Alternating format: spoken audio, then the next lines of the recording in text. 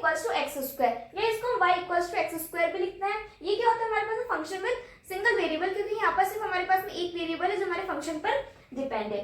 ठीक है, अब f of x y equals to x square plus y square, ये इसको हम z equals to x square plus y square भी लिख सकते हैं। ये क्या होता है हमारे पास फंक्शन विद सेवरल वेरिएबल्स, क्योंकि यहाँ पर हमारे पास में एक से ज्यादा वेरिएबल है।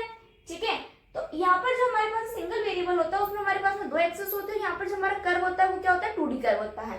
जो हमारे पास फंक्शन में सेवरल वेरिएबल होता है यहाँ पर हमारे पास में तीन एक्सेस होती है एक्स वाई जेड, और जो यहाँ पर कर्व होता है वो क्या होता है हमारे पास में 3D कर्व होता है। ठीक है, तो फंक्शन में सेवरल वेरिएबल्स हमारे पास में क्या होता है, function that depends on two or more independent variables that is called as function with several variable, जिसमें हमारे पास में दो से ज्यादा इंडिपेंडेंट वेरिएबल्स होते हैं।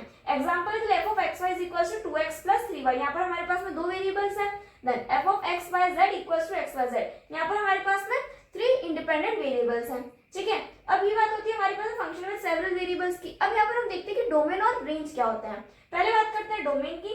डोमेन जो होता है वो हमारे पास में सेट होता है for all the input values for which function gives valid या रियल आउटपुट। ठीक है, जो डोमेन होता है वो हमारे पास में सारे ही पॉसिबल इनपुट वैल्यूज होते हैं जिसके लिए हमारा जो फंक्शन है वो एक वैलिड या रियल आउटपुट दे।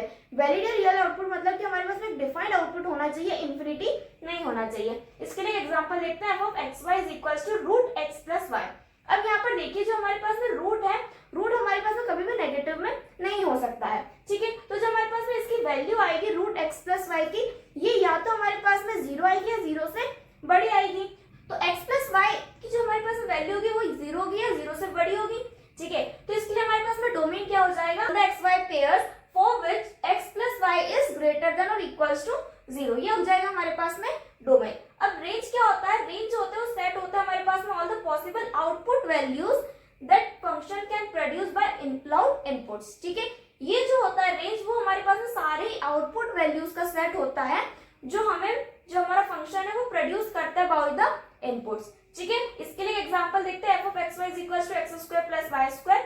अब यहाँ पर देखो हमारे पास में x के जो है वो स्क्वायर है, मतलब ये क्या होगा पॉजिटिव होगा, y का भी स्क्वायर है मतलब ये की भी क्या होगा एक पॉजिटिव नंबर होगा। तो इन दोनों का जो सम होगा वो या तो जीरो होगा या जीरो से बड़ा होगा।